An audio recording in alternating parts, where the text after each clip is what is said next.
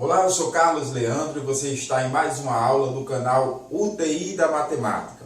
Essa aula faz parte do conjunto de aulas que a gente está fazendo a respeito do concurso da PM da Paraíba nesse ano de 2018. Se você perdeu, esse é nosso segundo vídeo.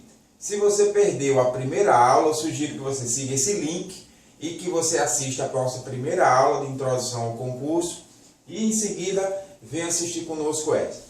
No concurso da Paraíba desse ano, o assunto relacionado à matemática é raciocínio lógico. A prova vai acontecer no dia 29 de abril e as inscrições são até o dia 9 de abril. Ok? Hoje a gente está dando continuidade a uma revisão de conceitos básicos da matemática que você vai necessitar para poder desenvolver com mais facilidade o estudo do raciocínio lógico. A gente vai ver logo mais na frente que todo esse estudo que a gente está fazendo de revisão de alguns conceitos básicos é importantíssimo, porque para que você consiga desenvolver toda a estrutura que envolve resolução de questões com raciocínio lógico, é necessário o conhecimento de matemática básica. Nessa aula nós falaremos sobre MMC, MDC, as propriedades do MMC e o MDC, os números racionais e também falaremos um pouco de porcentagem. Porcentagem é um assunto que é muito cobrado na prova de matemática, do concurso da PM da Paraíba nos últimos anos, e nós também falaremos sobre ela hoje. E vamos falar agora do MMC e do MDC. MDC e MMC, certo? Vocês viram na aula anterior que todo número composto pode ser decomposto em fatores primos. E é dessa decomposição que a gente vai encontrar o MDC e o MMC. Mas o que é MDC e MMC? Todo número composto tem seus divisores. E quando a gente está trabalhando com vários números ao mesmo tempo, cada número composto desse tem os seus próprios divisores. Dentre estes divisores, quando a gente coloca vários números juntos, existe um deles que ele é o máximo divisor. É o divisor máximo que divide todos os números ao mesmo tempo. E é isso que nos mostra o MDC. Ele encontra o maior divisor comum, o maior número que divide todos aqueles ao mesmo tempo. E como é que a gente faz para encontrar o MDC? Aqui eu coloquei 40, 60, 80 e 100. 4 números que a gente quer saber qual é o maior divisor comum. Qual é o maior número que divide esses 4 números aqui ao mesmo tempo. O método que nós vamos utilizar é através da decomposição de fatores primos desses 4 números ao mesmo tempo. Como que a gente faz? Primeiramente, eu vou fazer a decomposição 40, 60, 80 e 100 aqui. Aqui eu tenho 40, 60 e 80, 40, 60, 80 e 100, né? E vou decompor ele em fatores primos. Vou obedecer a ordem de decompor um por cada vez. Eu começo por 2. Aí a gente encontra que ainda dá para decompor por 2 mais uma vez. Aqui ainda eu tenho o número 10 e o número 20 que dá para continuar decompondo por 2. Aqui eu encontrei 5, 15, eu tenho 10 que ainda dá para decompor por 2, então eu vou repetir o 2. Tá vendo? 25, 15 não dava para decompor, então eu só fiz repetir. Isso é só um processo de revisão da decomposição de fatores primos. Agora a gente encontrou que não dá mais para decompor por 2, agora eu vou fazer por 3, que o 15 dá para fazer por 3. Agora a gente só consegue fazer a decomposição por 5. Ficou só com 5 agora, que é mais uma vez por 5. Pronto, finalizamos a decomposição em fatores primos. Para encontrar o MDC, Para encontrar o MDC, um passo importante é necessário agora. Você vai observar quais dessas vezes aqui o fator, o número primo dividiu todos os números ao mesmo tempo e vai assinalar ele. Como que eu faço para encontrar o MDC? Esses três números aqui que dividiu todos ao mesmo tempo vão multiplicar entre si e encontrar o MDC. Então eu tenho 2 vezes 2 vezes 5. 2 vezes 2 dá 40, dá 4. 4 vezes 5 vai dar 20. Então 20 é o maior divisor comum dos números 40, 60, 80 e 100. Ok? Para encontrar o MMC, o processo é semelhante.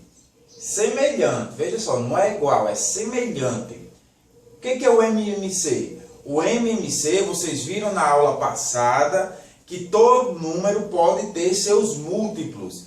E os múltiplos de um número, eles são infinitos. Não tem uma quantidade limitada, ele é ilimitado, a quantidade de múltiplos de um número. Então, se eu estou trabalhando com vários números ao mesmo tempo, deve existir um número que seja o mínimo da quantidade de múltiplo que existe dele, um número que seja mínimo, que corresponde a todos eles ao mesmo tempo. O que isso quer dizer? Quer dizer que os múltiplos de um número, vai existir um número no meio de todos esses múltiplos, que ele também é múltiplo daquele outro, que é múltiplo do outro, que vai ser múltiplo de todos os números ao mesmo tempo, e ele vai ser o mínimo que pode ser encontrado. Nesse caso aqui, a gente vai utilizar os mesmos números, 40, 60, 80 e 100, que a gente utilizou para encontrar o MDC, vamos utilizar para encontrar o MMC. Como que a gente faz para encontrar o MMC? Mesmo processo, fazemos a decomposição em fatores primos. Vamos fazer a decomposição em fatores primos aqui. Feita a decomposição em fatores primos, a gente vai agora observar todos os fatores que foram encontrados. E a multiplicação de todos esses fatores é o que vai me dar o MMC, o mínimo múltiplo comum de todos esses números, 40, 60, 80 e 100. Então a gente vai colocar ele aqui. Olha, 2 à quarta vezes 3 vezes 5 ao quadrado.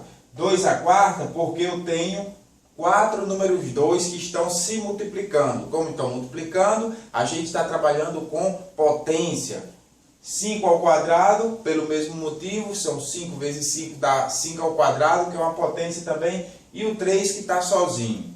Então, 2 à quarta vezes 3 vezes 5 ao quadrado me dá o MMC disso daqui, que vai ser 1.200, ok?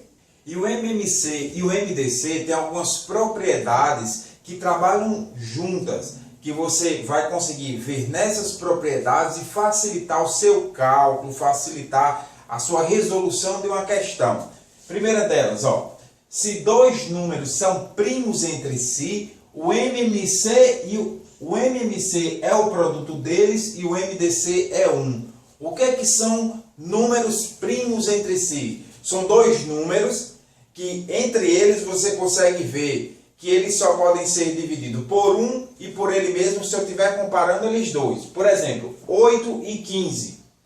O 8 não tem um número que divide o 8 e que divida o 15 ao mesmo tempo, a não ser o 1. O 2 dá para dividir o 8, mas não dá para dividir o 15. O 3 dá para dividir o 15, mas não dá para dividir o 8. Então, não existe um número entre eles, a não ser o 1, que possa dividir os dois ao mesmo tempo. Então, quando acontecer isso, esses dois números são primos entre si. Entre eles dois, eles são primos. Não quer dizer que 8 é primo e que 15 é primo na sequência natural dos números. Mas eles são primos entre si. Então, toda vez que acontecer isso, dois números primos entre si, o MMC deles dois vai ser o produto 8 vezes 15, um número vezes 8. Nesse caso aqui dá 120.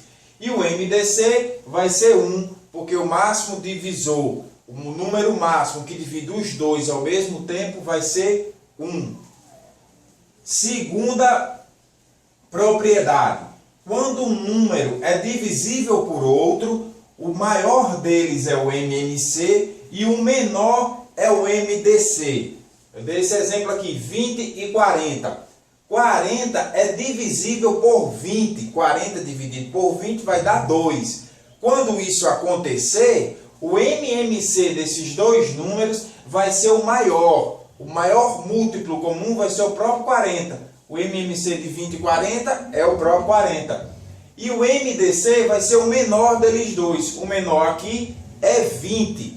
Então, toda vez que você tiver dois números que são divisíveis entre si, o maior é o MDC, o MMC, e o menor é o MDC. Na terceira propriedade, diz o seguinte, ó, o produto de dois números A e B, diferentes de zero, tem que lembrar disso, diferentes de zero, é igual ao produto do MDC pelo MMC desses números. Ou seja, o MDC de um número A e B vezes o MMC desses mesmos números é igual ao próprio produto desses dois números. No exemplo aqui eu tenho 3 e 12. Olhando para o 3 e 12 e já lembrando dessa daqui, eu vejo que o 12 é divisível por 3. Se o 12 é divisível por 3, então o MMC de 3 e 12 é o próprio 12. E o MDC vai ser o próprio 3, que ele é o menor número dos dois, né? Então, o produto do MMC pelo MDC vai ser 3 vezes 12, que vai dar 36, que é a mesma coisa de 3 vezes 12, que dá 36. Ok? Vamos agora fazer uma revisão a respeito dos números racionais. Os números racionais são números que podem ser escritos numa forma de fração com termos inteiros, lembrando que o denominador, que é o número que fica embaixo da fração, sempre tem que ser diferente de zero, certo? E eles podem ser, e é no conjunto dos números racionais que a gente encontra as dízimas periódicas simples e compostas, que são dízimas periódicas.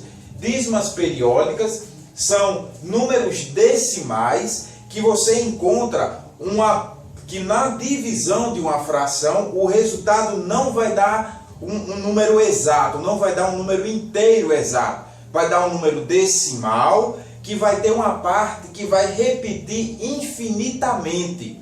Essa parte que se repete infinitamente no resultado dessa divisão se chama dízima periódica. E essa dízima periódica, elas podem ser simples ou podem ser compostas. As dízimas periódicas simples têm o período exatamente após a vírgula.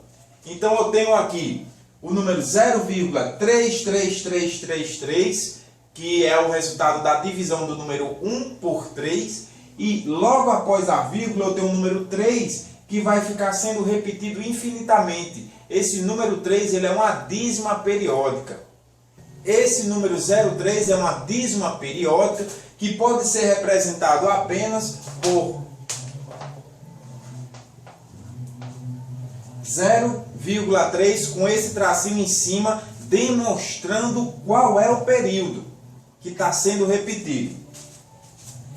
Esse outro número aqui é 1,25, 25, 25. O número que está em período, os números no caso que estão em período aqui, é o 25. Então isso é uma dízima periódica simples, porque logo após a vírgula inicia-se o período. Então o número 1,25 em representação de dízima periódica é a mesma coisa que 1,25, demonstrando que o período é o 25 e o tracinho em cima para que seja representada, para que seja entendida que a gente fala de uma dízima periódica.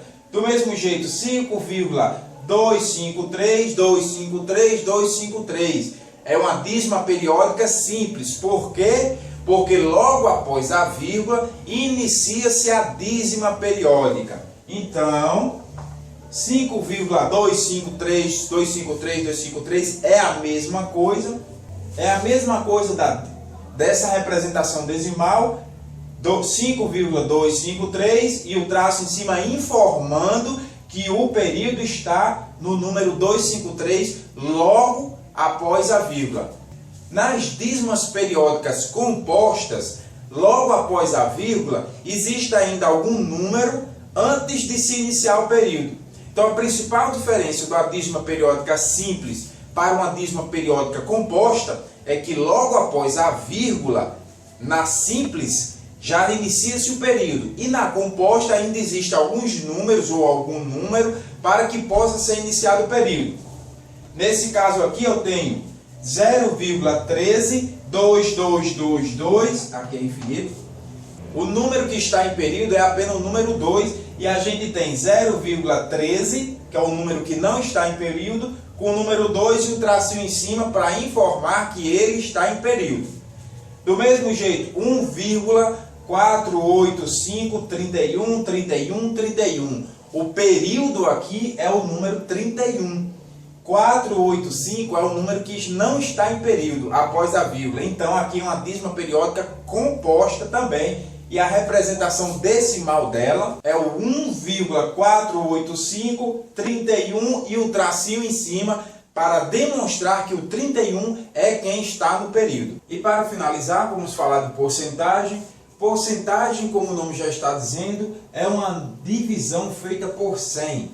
Quando eu pego um número e faço a divisão desse número por 100 unidades, eu estou trabalhando a porcentagem daquele número. Se eu pego um inteiro e divido em 100 unidades, cada unidade dessa vai ser 1% daquele número inteiro que foi dividido. É bem semelhante à questão de frações, a divisão de frações e a divisão porcentagem. Então, quando eu falo de 40% de um número, na verdade eu estou falando da multiplicação da fração 40 por 100 vezes aquele número que a gente está falando. Então, 40% de um número é 40 por 100 vezes aquele número.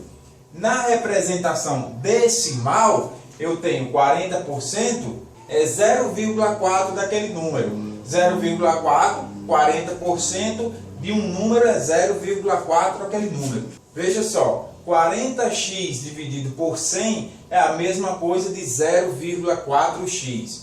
E o inteiro é 1.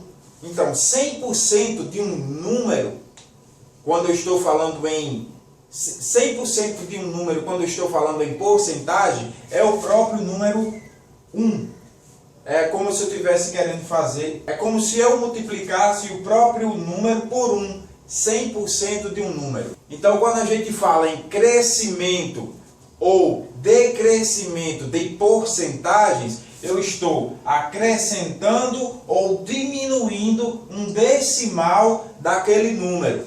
Por exemplo, eu tenho um número 80 que teve um crescimento de 20%. O número 1 representa o 80 porque ele está inteiro e ele está crescendo. Se ele cresceu, ele vai partir do que ele era antes, que é o 1.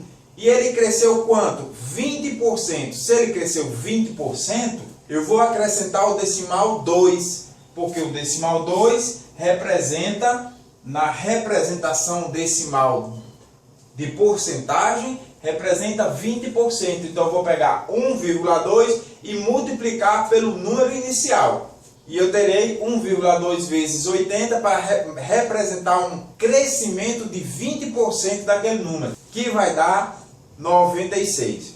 E se eu disser que ele teve um decrescimento de 30%, eu vou partir também do inteiro, tá aqui, só que ele diminuiu, ele decresceu 30%, então eu vou primeiramente retirar os 30% que ele diminuiu. 1 menos 0,3, 1 é o inteiro, retirando 0,3, a gente fica com 0,7. Agora que eu sei que 30% menor é 0,7, eu vou pegar esse 0,7 e multiplicar pelo número que ele era o inteiro. Então eu tenho 0,7 vezes 80, que vai dar 56. Assim eu encontro o decrescimento em porcentagem de um número. Bem, pessoal, por hoje é só essa aula. Lembrando a vocês, não esqueça de se inscrever no nosso canal, compartilhar esse vídeo, Na próxima aula nós teremos resoluções de exercício com as duas aulas que tivemos essa semana e aplicação de algumas questões já passadas nos concursos militares da IBFC espalhados aí por todo o Brasil.